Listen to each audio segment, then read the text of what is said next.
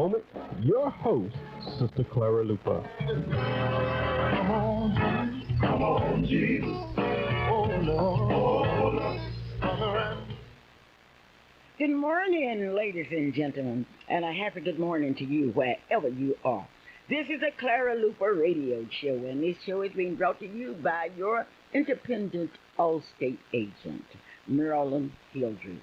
The telephone number is 843-0811. Marilyn would like to thank you for all that you have done. You have made her one of the top insurance agents in the state of Oklahoma. You have done it. You have done it. And we would like to thank you for doing it. Yes, this is the Clara Luper radio show. You have been with me through the years, and you are going to be with me today. I will not disappoint you because I promised you the best. I promised you the best of everything. Yes, this is the Clara Luper radio show. And today I would like to take this opportunity as we start to thank you. I would like to thank you for your support through the years. You've been with me, and I'm very, very grateful.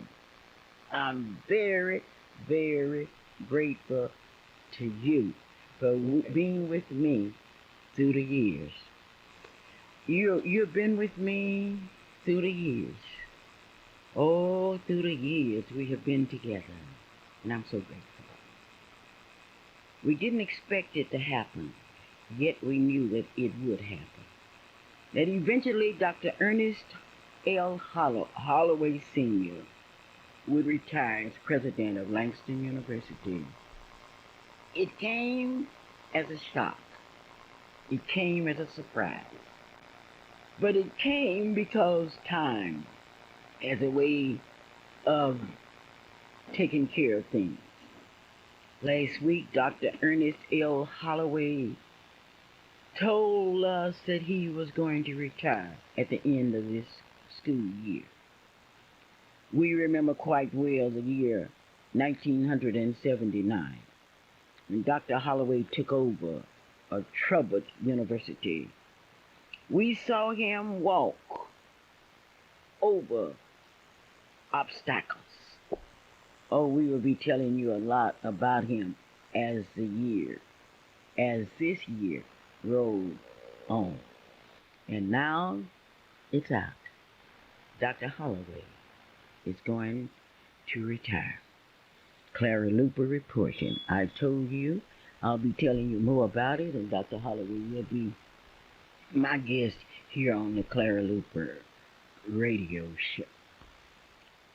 Have you thought about where you're going to take your children? Where you are going to take your children in order that they will be taken care of? I have a recommendation. Johnson Shadina's Daycare. Johnson Shadina's Daycare. The telephone number is 424-4656, located in the heart of Oklahoma City on Northeast 50th Street. And I want you to go into Johnson Shadina's. I want you to look at the library. I want you to look all through it. And it's just an education just to go through there. I've told you now, it's no secret. Today's program will be one in which I'm going to ask you a question. I want you to answer this question. What do we expect out of our parents in 2004? What do we expect out of our parents in 2004? Some weeks ago I asked you, what did we expect out of our preachers? And you told me what you expected. Now I'm asking you, what do we expect out of our parents? Maybe I should kick it off. It really disturbs me to see so many of us that have had advantages of education and what have you, and yet they tell us that our children cannot read. Did you hear me? Here we are sitting up with high school diplomas. Here we are sitting up with college degrees And yet they are saying our children cannot read. Why? We have them during the golden years. When I say golden, I mean during the exciting years. We have taught them everything else. But why is it that our young people go to school and cannot read, cannot write, cannot spell? What's wrong with us? And today I would like to put it right where I believe it belongs, in the laps of the parents. Are we too busy gaining material wealth? And we don't have any wealthy people. I ask a question, I say that we aren't paying enough taxes because we don't make enough money. And some of you say, oh yes, Miss Luper, I'm making blank. That's no money. I am saying, what's wrong that we can't teach our own children how to read, how to write, how to spell, and how to treat people? I would like to have your answers. The telephone number is 672-1220. I always have something good for you, and certainly I have something good for you. And I want you to call your friends and tell them that Clara Luper has a special gift for you. My gift for you on New Year's is the opportunity to hear one of our most promising ministers in Oklahoma City. Sometimes we don't know what's going on around us. We really don't know and we don't understand. And today I'm going to try to bring a bit of better understanding to you. But I want you to call me, 672-1220, and tell me what is wrong. We are more educated than we have ever been. We've traveled more than we've ever traveled. Yet they tell us that our children are behind. Why? What is wrong? Something must be drastically wrong. And call me in order that beginning a new year, we can look and see if we can help ourselves by helping our children. Because when you train one child, you're training the next generation. And then the next generation is training the next generation. Why can't we teach our children to read, to write, to spell? Oh, I had a good way of teaching mine, because I did it just like my dad, who was uneducated, taught us. He said, if you're going to eat at this table, you're going to learn something. That's very simple. If you are going to eat at this table, now I can't speak for nobody else, you're going to have to learn something. And I'm not coming up to the school to see about you. You're not going to be a discipline problem and live in my house. You're not going to curse and live in this house. This is my house, and I'm the boss of my house. Thank you, Dad. Thank you. Well, what's wrong? Are we letting the children tell us what to do? How are we doing? That's what I want to hear from you. In the meantime, I need your help today. I really need your help. It's a gentleman that's missing in Oklahoma City, and I'm expecting his mother to call me, 672-1220. And I need your help. And I know you will do it because you have always taken care of business. I know you will help. But man is missing. Somebody's son, somebody's brother is missing in Oklahoma City. And we need your help. We need your help today. Hello? Hello? Hello. Yes.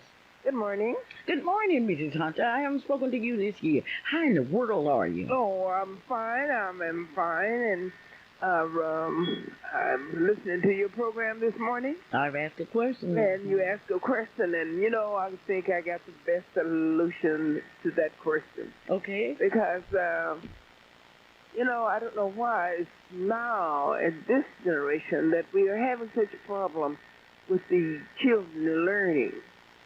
And early in my life, I was told one philosophy. And as I follow it through, I find that it works. Because in school, if a child do not learn, the teacher has not taught.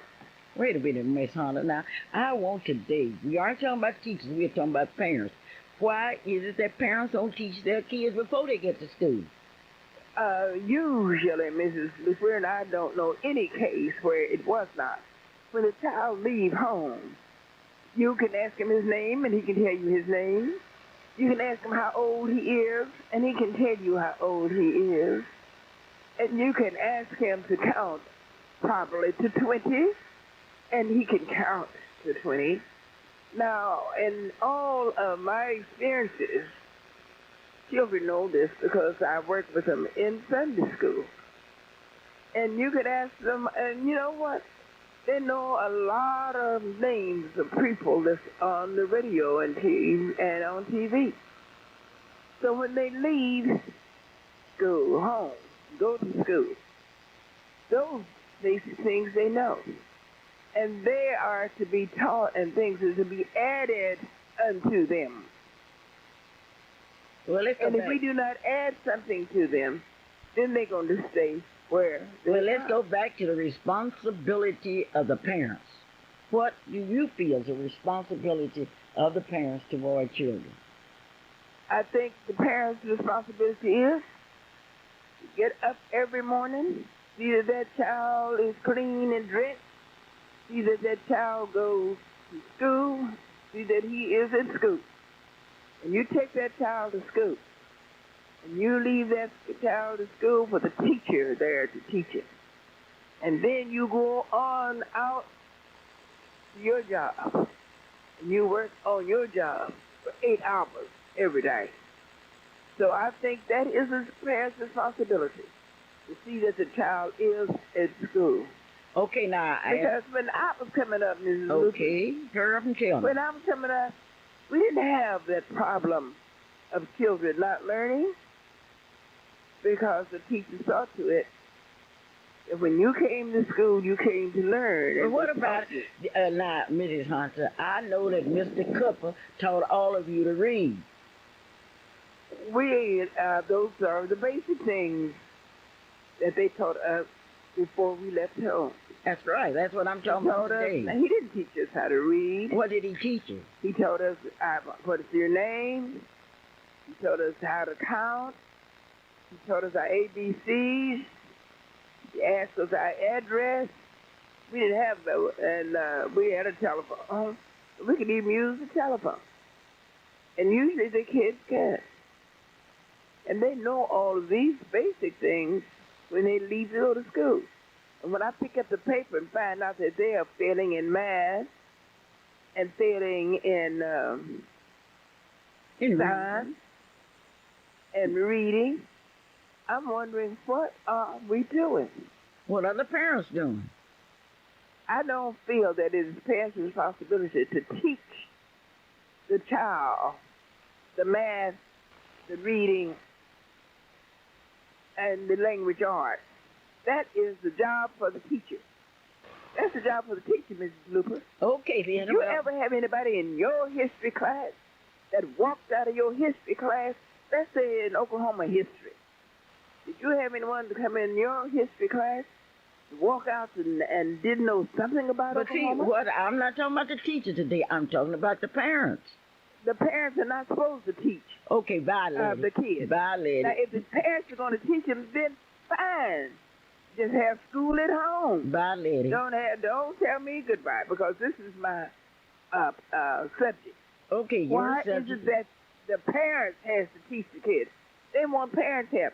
Nobody came over to help me at Miss Ann's house to make the bed, sweep the floors, cook the meals, clean the house. Okay, Mrs. Hunter.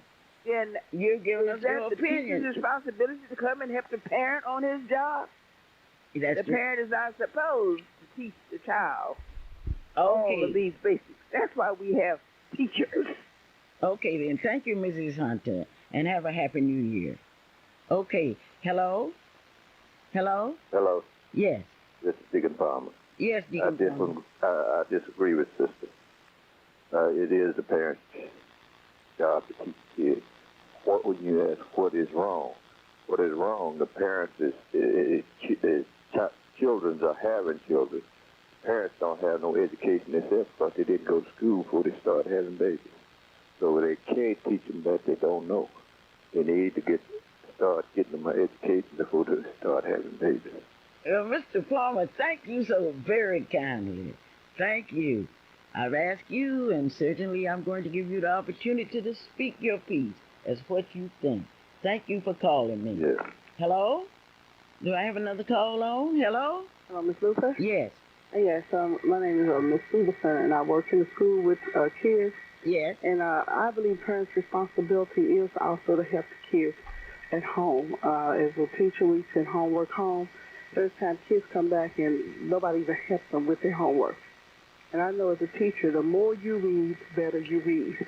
Kids are left in front of the TV and the video games. They're not reading at home. If you want your child to read, they have to read. Not just at school, but they have to read at home. They have to read everywhere. Newspapers, magazines, whatever. And that's a parent responsibility. Make sure your child sit and read with your child. Make sure your child's completing homework. Make sure they understand. If not, bring them, come back and conference with the teacher and ask them what's going on. Did I understand you to say you teach in the Oklahoma City school system? Yes. Do kids come to your class? What grades do you teach? I work with special kids. I work with kids. Do they know their names and their address and their telephone numbers? Some of them do, and some of them don't. We have to teach them. I have kids who came to my class who wouldn't learn it before they came to my class because of behavior. But I know as a teacher expectation is very important. And I have the same expectations as any kid. I tell my special kids I have the same expectation as a regular teacher. Your behavior will be in check. You will do your work. And I expect you to do it. I go get your regular class books. I don't use special books. You use the same books that the regular kids use. And I tell them this, we're going to work out of this here, and we're going to do it this way and that way. I have kids who came to me who could not write. I said, no, you will learn to write. And I had to teach them how to write. I mean, I had to go back and teach them how to form their letters. But it's a teacher expectation. But I've seen kids who wouldn't learn, and it came back a lot of because the parents was not working with them. Well, thank you so very much. But they have to work with them. The more they read, the better they read. And you have to help your children at home also. Thank you. Today I'm focusing on parents. What are your responsibilities toward your children and your children? I know down at Hoffman, Oklahoma, where we had teachers, Sunday school teachers, would emphasize the fact that you're going to have to read, you're going to have to do this, and we did it. Well, I wouldn't trust the teaching of my children to nobody because I have them from the time they were born until they are 5 years old. And if I can't teach them how to count, they have fingers, 1, 2, 3, 4, 5. If I can't teach them letters, oh, well, I think it's a responsibility of the parents. The telephone number is 672-1220, and I'm looking for someone special to call me because there's a young man that's missing in Oklahoma City that we need your help in finding. The telephone number is 672-1220. In the meantime, today I'm asking you a question, and this part of our program is brought to you by Gates Barbershop. Gates Barbershop is located at 2609 North Martin Luther King, and they are ready now to cut your hair if you need it. Isn't that something? They are ready. You don't have to wait. They are ready. Hello? Hello? Hello? Yes. This is Miss Barnes, Clara. Yes, Miss Barnes? Yeah, I was listening to you on the radio. I'll tell you what, if we had to go to school before our parents, my parents taught us everything before we went to school, ABCs and everything. And I think a parent should teach their kids at home before they go to school. I have a son. He finished Douglas.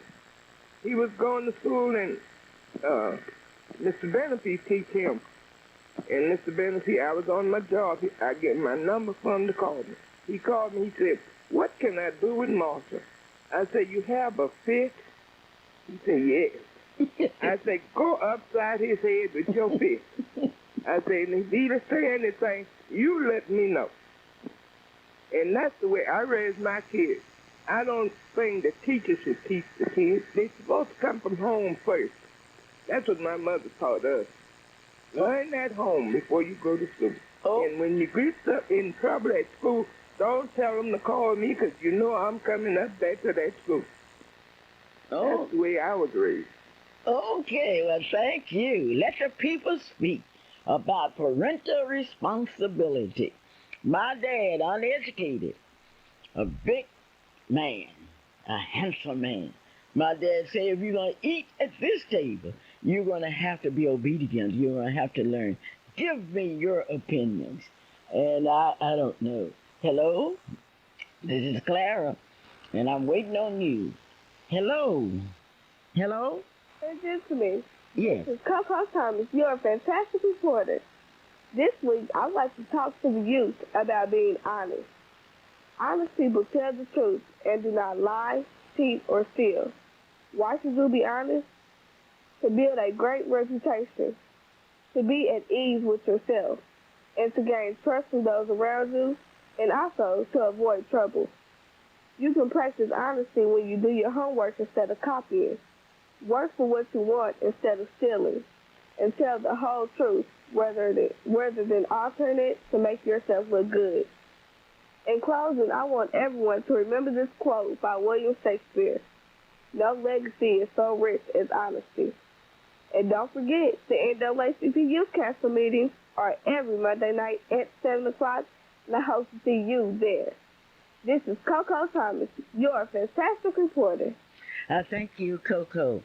I think it's a disgrace that parents don't teach their kids what the Emancipation Proclamation was. Why don't you teach your children that there was an Emancipation Proclamation? I know we had the opportunity on January 1st to go to Fairview Baptist Church to the annual Emancipation Proclamation service, and you were not there. That was the day that Abraham Lincoln freed the slaves in the states that had pulled out of the Union. You have the responsibility of teaching your child about the Emancipation Proclamation Day. They call it Jubilee Day. You have that responsibility of teaching your child about how it used to be. Don't let them think that they popped up like popcorn. Yes? Hello? Hello? Yes. Miss Luper? Yes. This is Bernice. How you doing? Bernice, I'm doing fine today. Look, I have to call you to let you know tomorrow is Brandon's birthday. He'll be 24 years old. Oh, great. Great. And I think that the parents should teach the kids at home all of the names and telephone numbers and all this stuff that they should teach them. And when they go to school, see, your home is your background, where you get your foundation to their home. Your parents give the kids the foundation. Then the teachers help the kids with the foundation. And I'm from the old school. I believe in rules, and I believe in the kids going by the rules. And if they can't obey the rules, I show them the door. You show them the door, and then you get out. Yeah, I'm the boss here. And see, if things are too good at home, they ain't going nowhere. So they obey my rules. Okay, then. Uh-huh. Okay, well, thank you so very kindly. And you taught them their ABCs and how to count and all of that. That's right. I got a 8-year-old. She's reading on the 8-year level.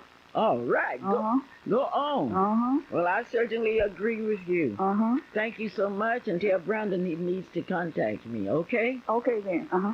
This is a Clara Luper radio show, and this portion of our show is being brought to you by Johnson Chardina's Daycare, located in Oklahoma City, Oklahoma. I'm waiting for someone to call me concerning a young man that's missing and been missing since Monday. If you don't call me, I can't tell it, because nobody can tell it like you can tell it, because you know exactly what happened. Today, I want you to stay tuned. I want you to call a friend, because I have in the studio the pastor of an outstanding Baptist church. And before this program is over, you will have the opportunity to hear. Hello? Hello? This is Nancy Davis. Yes, Nancy. I want you to know that I think this is a good program, because I think parents should be thinking about the things that they should do for the children. First of all, I would like to say that our children would be better if we had better discipline. However, the parents must put themselves in the position of a child, that they are going to teach those children and be an example, because as someone has just said, Mrs. Sutton said, the home is the basic foundation for children to learn, to grow, to be the kind of individuals they could be, so they can be loved. And I think parents should show love. Teach those children to be respectful, to be honest. And it takes that to be a parent, to be at home with those children, not to throw them to somebody else and leave them alone, but to be there with them, to give them their food before they go to school and see that they're clean, and I, as teaching preschool children, I learned that they really learn when they are with other children better. And if you can send them to a preschool where it's educational values going on, like Gloria Matthews preschool, I think that that would be a very, very good incentive, because they teach the children the same thing. Respect. Well, okay, I want to know, what did you teach your children? You're an educated parent. You are the first black that went to Oklahoma State University and graduated. Did you teach your children how to read? Did you teach your children ABCs? Did you teach your children about the Emancipation Proclamation Day? Did you teach your children what it means to vote? That's what I want to know. Well, now you know yourself that I did lots of teaching at home.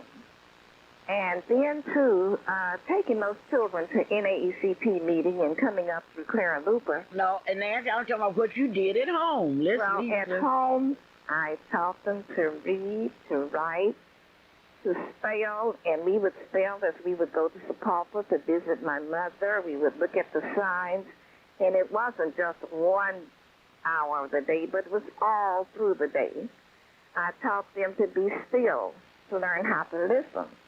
And I taught them, most of all, that they had to carry on their responsibilities in learning. It wasn't just me teaching them themselves, but Nancy Lynn was the oldest, and Calvin, the baby, the second child, the only 2 children I had. And their grandparents were very instrumental, and it means a lot when you have grandparents around who will take care and will show those children how to keep themselves clean, how to brush their teeth, and how to be a good person who will learn what they hear on the radio, the TV. You know, all of this is learning. Pictures that we would have in our books and coloring books was a teaching experience.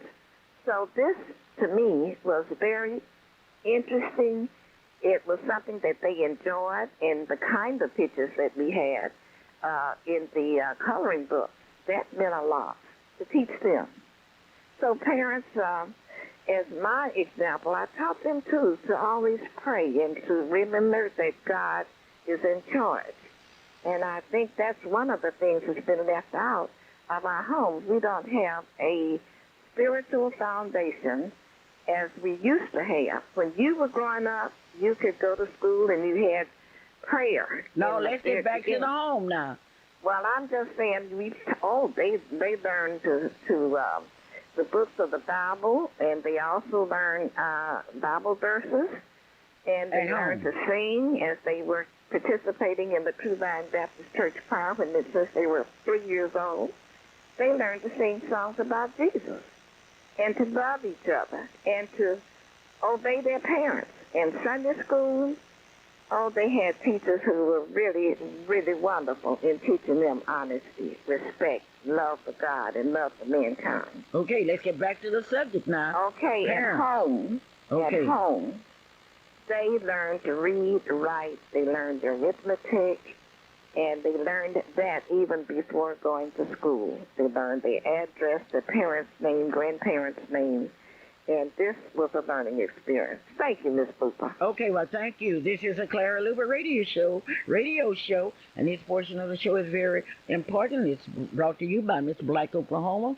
Miss Black Oklahoma, you will hear a lot of it in the next weeks to come. We will kick off at UCO, we'll go to OU, we'll go to OSU, we'll go to Cameron University, and those of you in the Oklahoma City area, sign up now for Miss Black Oklahoma, Cameron University.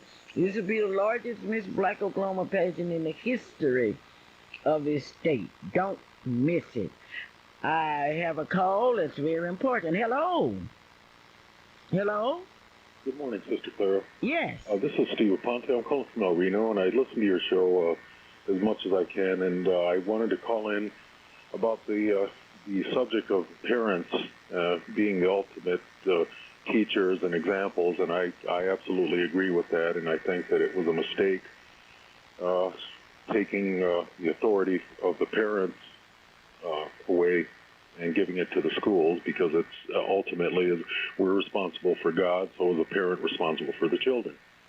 Oh, great. And I also think ultimately that the way of the future is going to be for homeschooling, and it's going to have to revert, I believe, to the parents ultimately teaching their children, because if you don't, there will be the parents or there will be the state. And the state I feel, does not really care about educating children. They care about submission. They don't care about creativity. They care about order. And that's why I think there's so much problems, because there's no mention of God in there. There's no parental authority.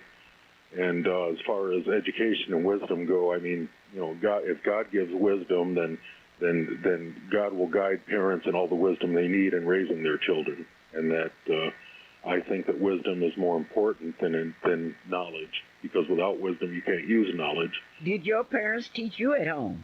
Yeah.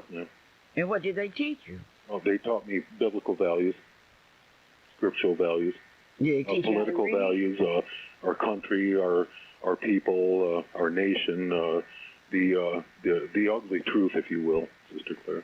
Okay, well, thank you so very kindly for calling, and a special hello to my friends in El Reno, Oklahoma. This portion of our program is being brought to you by Soul Bazaar 2004, March 5th and 6th at the Plaza Hotel. Those of you that would like to have exhibit booths, all you got to do is call. Soon depart.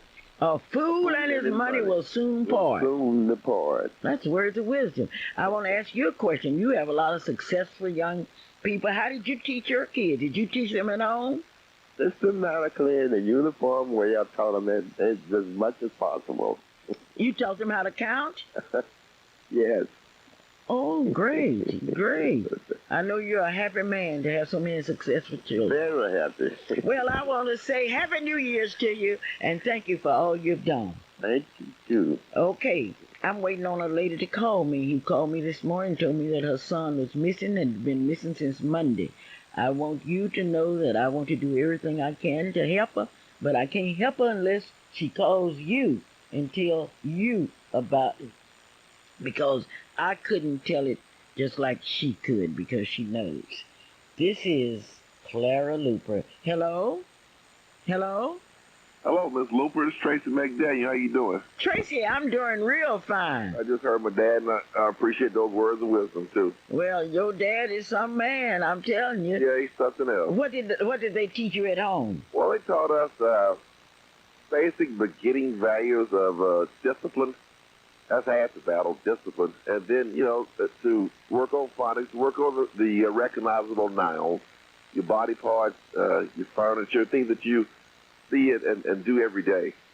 What are you teaching your children? Same thing. Half the battle is discipline. We can teach them. The parents at home said, I don't know what to do. Well, if you can teach them discipline, that's half the battle. If they can be taught by someone and things of that nature. When we see kids in school, a lot of the kids don't have discipline. But it's still no excuse for the school either. It's no excuse why a child cannot read. Okay, it's no excuse. I know you're proving that because I read about you in one of the most popular magazines in America. And I'm going to have you out one day, and we're going in details talking about what the schools can do, because you're proving it. But there's one thing the parents can do. If they don't know what to do at home, go to the school. If you have a 3-year-old, and they're not in the preschool program, still go to the schools. The schools are going to teach that child one day. They'll be more than happy to give you something, some kind of phonics space. Take some tapes up there. They'll make the tapes for you. Oklahoma City has a program called Parents as Partners. Hold the schools accountable, but they will give you some material to teach your kids at home. Okay, well, I'm sure glad Mr. McDaniel and his beautiful wife taught you at home, because you're certainly making a great contribution. Well, thank you, okay? Have a blessed New Year. Okay, the same. This is a Clara Luper radio show, and this show is being made possible by you. Now, let me tell you something. I've been very disturbed about how things are going, and you are too. I know you are concerned because we have seen a new pattern of segregation that exists in America today. We have heard so much about Michael Jackson, but how much have we heard about the priests that admitted that they had molested young men or boys? How many priests did you see this year that was placed in prison and was arrested with handcuffs? We talked about what's happening in Iraq, but how many of you remember there was a black soldier and a white soldier, and what happened to the black soldier in comparison with the white soldier. You've also been talking about what we should do and what we shouldn't tell. And I told you a secret, and some of you criticized me because you say that I shouldn't have told you that integration just didn't happen with a legal decision. I told you that there were many whites that were segregationists by day and integrationists by night. I told you that we were not surprised when the world found out that the honorable senator that lived to be 100 years old had a black child. But then if you would trace your history, you would know that universities like Xavier, like some of the universities in the South, were formed because of the rich white plantation owners that supplied money to educate their white black children. That's what they were. They were half black and half white, or fourth black, or something on down the line. So don't get angry with me. Get your history books and read for yourself. And don't call me and tell me what I shouldn't say. You have a chance to say something. Teach your children the truth. We've always loved white folks. White folks have always loved black folks. And I believe that white folks love black folks better than black folks love white folks, because white folks will allow you to come in their home and take care of their kids. I don't know how many of you will allow white folks to come in your home and take care of your kids. Well, anyway, you don't have the money to pay them. Maybe that's a reason. This is the Clara Luper Radio Show, and I'm waiting for Mrs. Patrick Littlefield has been found. Oh, well, ladies and gentlemen, I was going to tell you about Patrick Littlefield, Little John, and he has been found.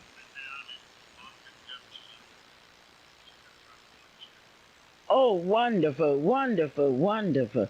Isn't that good news? And I'm sure that everybody's happy because he has been found, and the mother's on her way to Guthrie to pick him up. Oh, well, thank you so very, very kindly. This is the Clara Luper Radio Show. It is a tradition that we try to bring you the best. The best. The best is good enough for you because you are part of the best.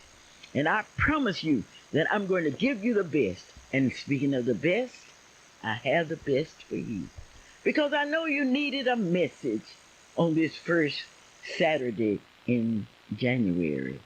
And to bring my message today is Reverend Curtis Baker, the pastor of the Neighborhood Baptist Church in Midwest City. Thank you, Reverend Baker, for being my very distinguished guest today. Thank you, Ms. Luper, for allowing me the opportunity to come and share on your broadcast today. It is really a blessing. I would first like to thank you and all of your listeners for allowing me to be here. And I would like to say a Happy New Year, a blessed New Year to all of the people in Radio Land today. I'm in agreement with all, mostly agreement with all that was said about the family, and that was part of what I was wanting to talk about.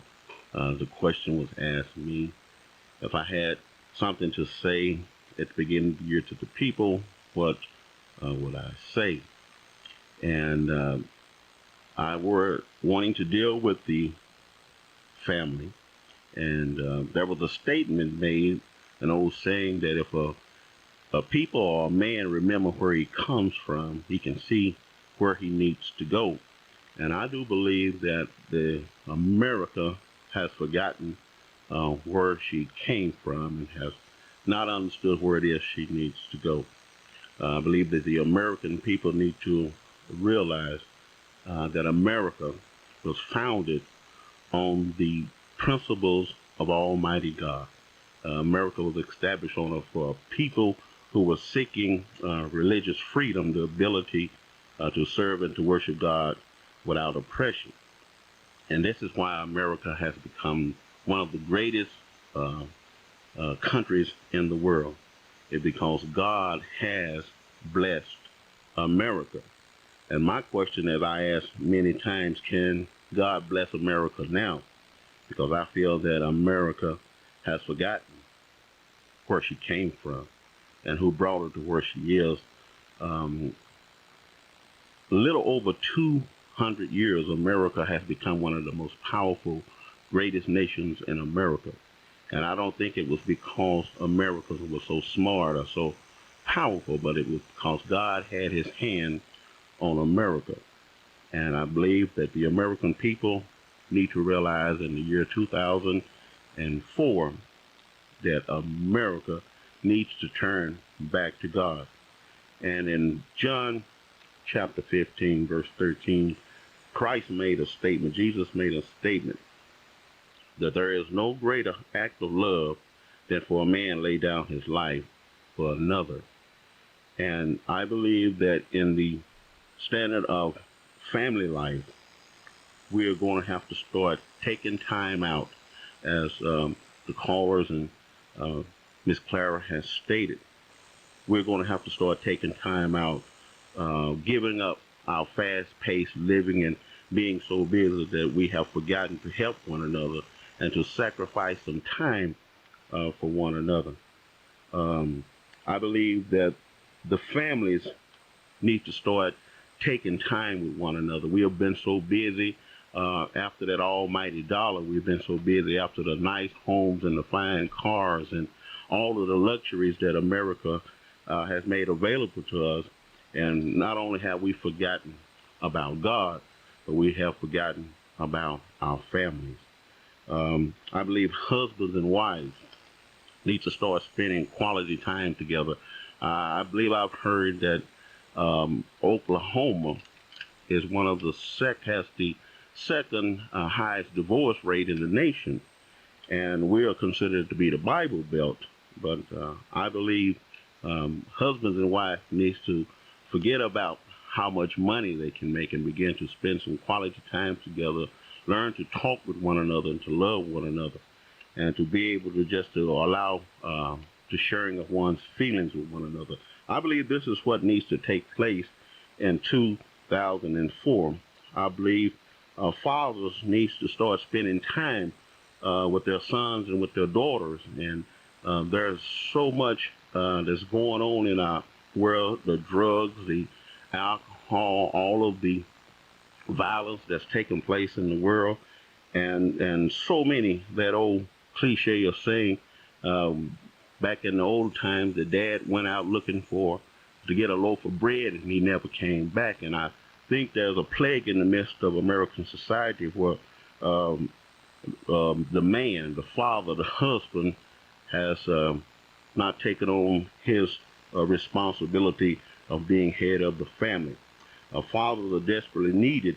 We have even a program that started in the secular society to find deadbeat dads and to make them be responsible for their children. I'm calling to the men of America, of the fathers and the husbands, to begin to take your role, be responsible to the family, to protect and to love your wife and to spend time with your children.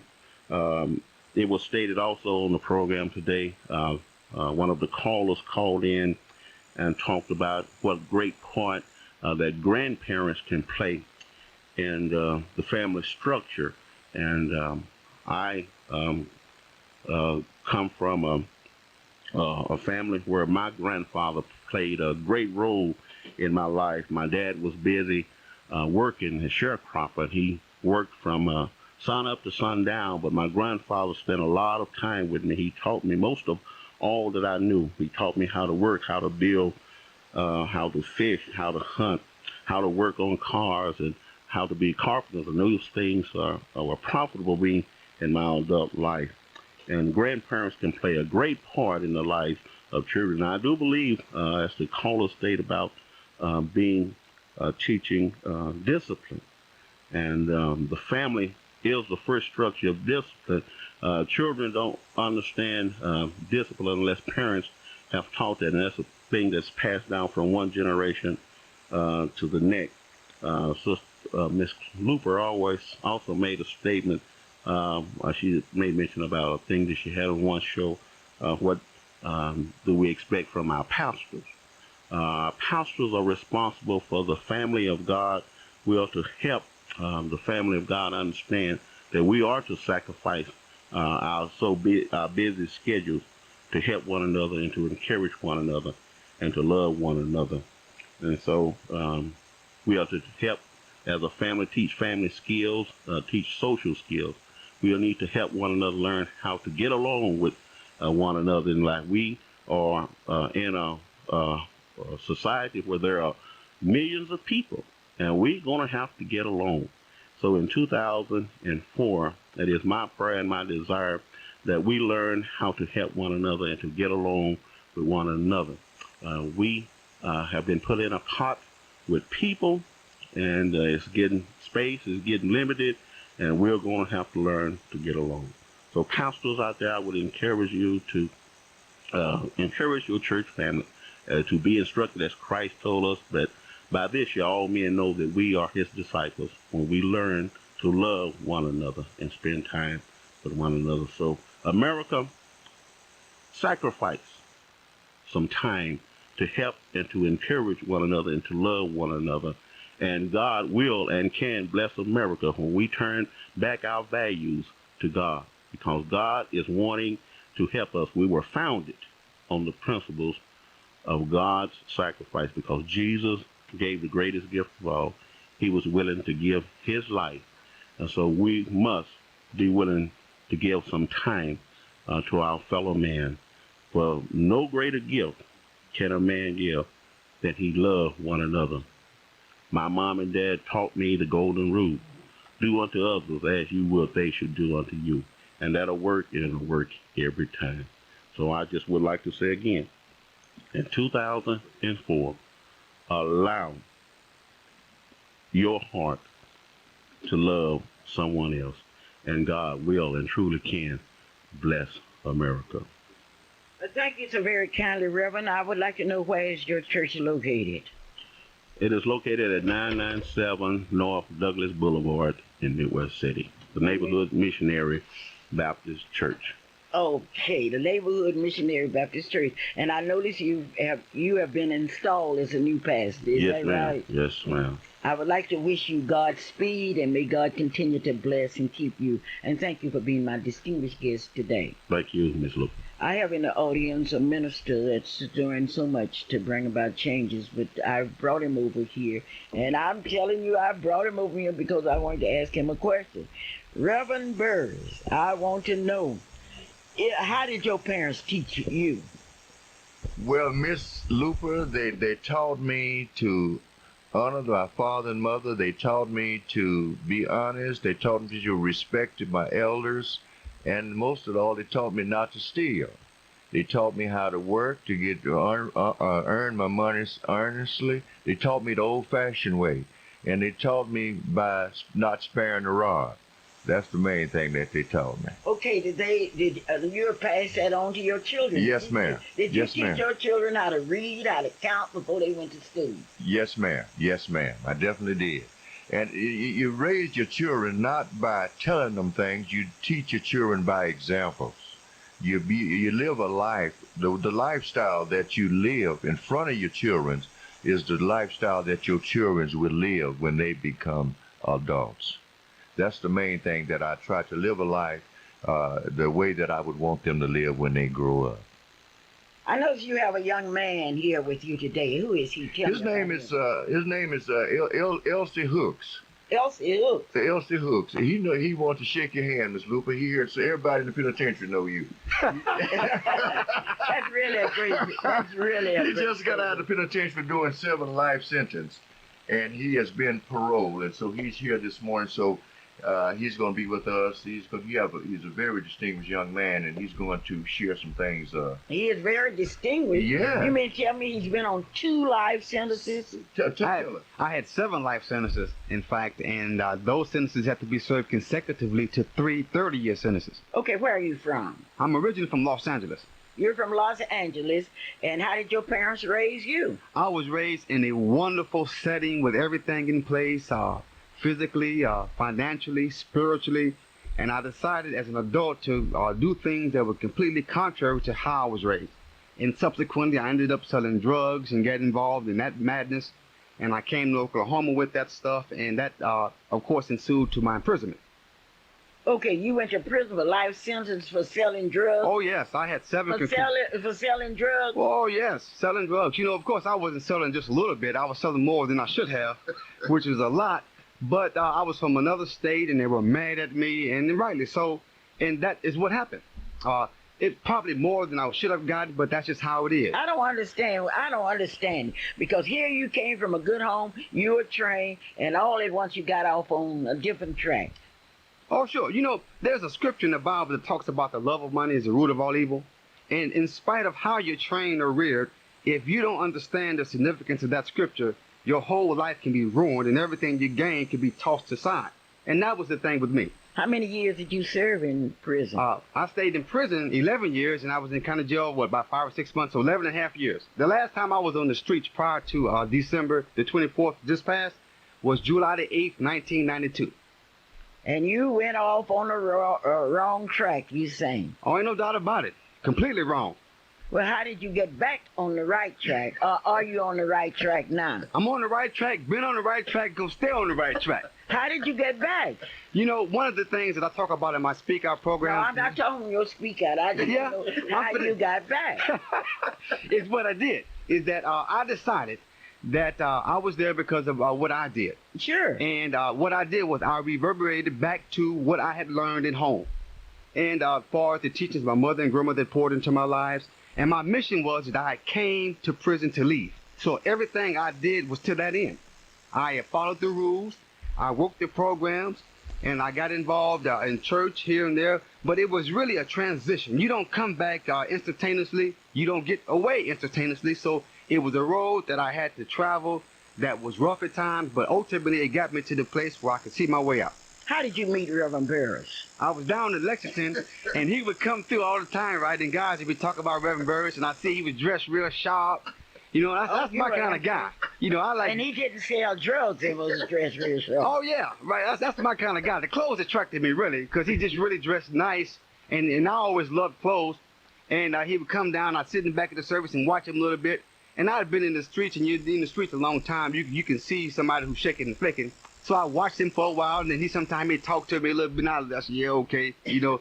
But ultimately, through some gentle persistence and wooing me to come to one of his services, I came to his services, and I'd come to another one, and then I'd shy away and I'd come back. But ultimately, I got to a point where I could get to know him and say, hey, this guy got a pretty decent heart, and he's trying to do something that's positive for people's lives.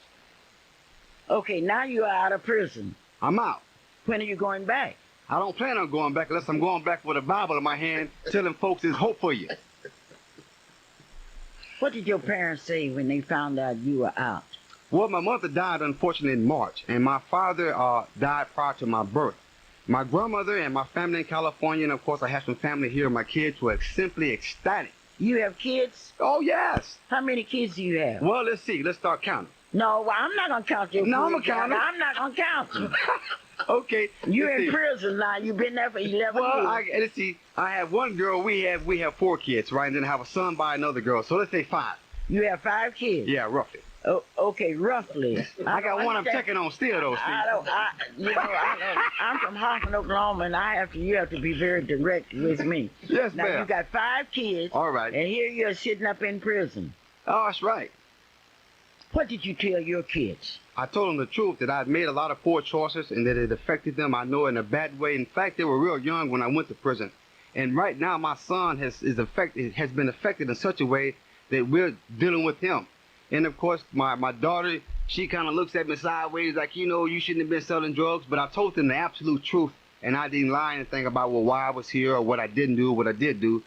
And I wrote them as often as I could. In the last 2 years, I wrote them every week. They'd come visit. I called when I could. So I tried to stay a part of their lives as best as I could, but I was just somewhere where I really couldn't have any meaningful meaning to them because I was so far away. Well, what about your wife?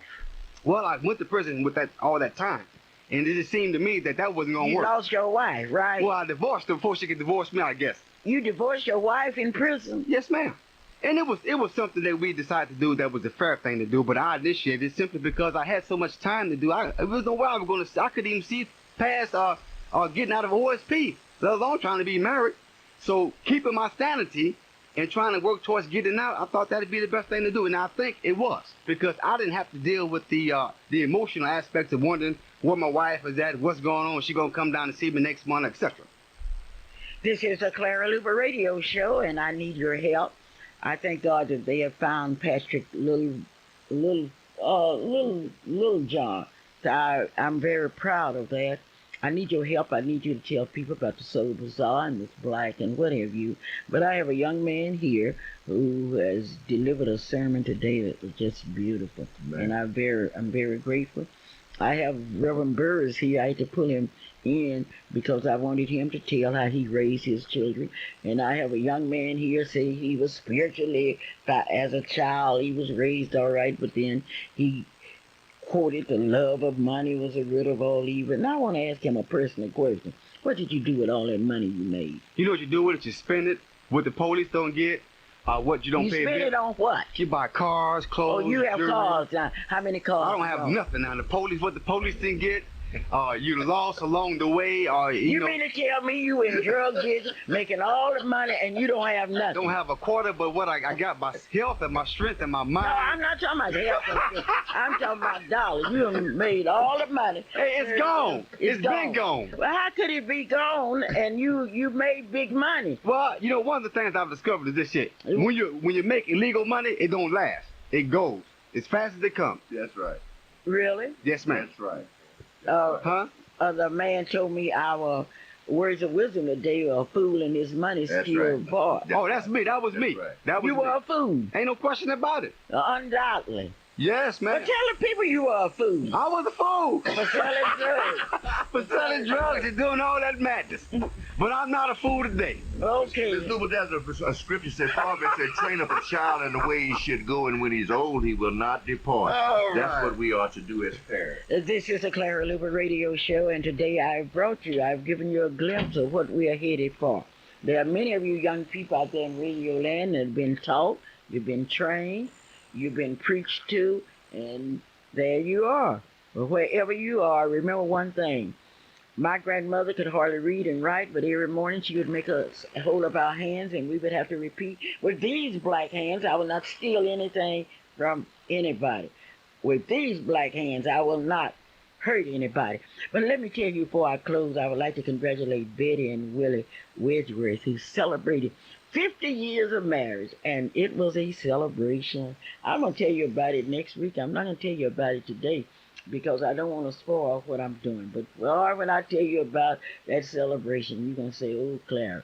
And some of you can't stay married 2 days, but they've been married for 50 years. That sure is a long time. 50 times 12, that's 600 and some months. Oh, congratulations. And today's program is a very special program because you are listening. And until next Saturday, this is Clara Luper saying, whatever you do and wherever you go, remember one thing. I love you, and if I speak to you, don't blame me. Blame my parents and the people down in Hoffman, Oklahoma, because they taught us how to speak to people, how to ask somebody, say, Clara, why do you have so many friends? And I do have a lot of friends. You don't believe you see my Christmas presents. I say, well, it's not my fault. I'm from Hoffman. You've been in Oklahoma City all these years, and you haven't gotten one Christmas present. Clara Luper saying, bye-bye, and I do love you. We'd like to thank each and every one of you for tuning in to the Clara Luper Show. Join Sister Clara Luper here each and every Saturday from 9 until 10 at your #1 gospel station, KTLV. And until next Saturday, may God bless you. And the views and opinions expressed on the preceding program were not necessarily those of AM Radio 1220 KTLV. Father, I need your help in a hand. Come on. Ladies, have you ever wondered what's really on your man's mind? Where have you been? What he says is this. Girl, I went to Tyrone's house. But what he's thinking is this. After I left Wanda's house. Lateris R. Whitfield is back with a brand new stage play, What Men Don't Tell. Breaking into the U.S. Treasury is easier than cracking the code to a man's heart. Why are you hiding your emotions from me? Let me see the inside of you. Man, my wife said that I should get more in touch with my feminine side. Let's cry together. It's Lateris R. Whitfield's What Men Don't Tell. Starring from Sister Sledge, it's Kathy Sledge. The dynamic Lenny Williams. Gary Jenkins from the group Silk. And gospel superstar Miss Dottie Peebles. It's What Men Don't Tell. February 1st at the Rose State Pack. Tickets available at tickets.com, Homeland Grocery Store, the Civic Center Music Hall box office, and the Rose State Pack. Get to a stage play that reveals what men don't tell. Presented by Marvelous Entertainment. When God gives you directions about your life and you follow those directions, you're in the will of God. And when you do that, God will take care of you. Now, I got to remind some of you tonight, the reason God is not moving in your life, you're not in his will. God will use us as an instrument, as a vessel to convict lost souls, men and women, boys and girls. Oklahoma City, you're listening to the great gospel giants of Oklahoma City. That's the Dr. J.A. Reed Jr., pastor of the Fairview Baptist Church, and Dr. Levi L. Lindley, pastor of the Mount Sinai Church of God in Christ, who will be in the annual Unity Fellowship Revival. It all takes place Thursday, January 8th, Oklahoma City, through Sunday, January 11th. You do not want to miss these power-packed preachers. Services are at 7 p.m. nightly at the Fairview Baptist Church, 1700 Northeast 7th, here in Oklahoma City, just east off of Martin Luther King Boulevard and Northeast 7th. Don't miss the annual Unity Fellowship Revival. Oklahoma City, you are invited. Your foot shoe. Am I right about it? You ought to call it. Am I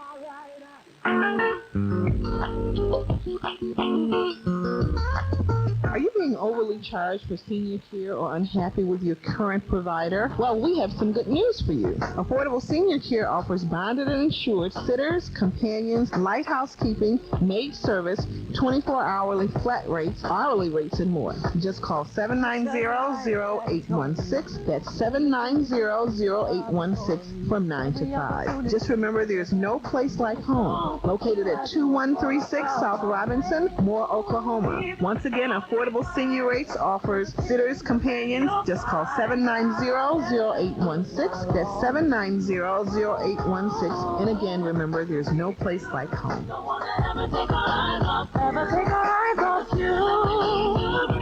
We want to serve you. Oh, we do. Don't want to ever take our eyes off you.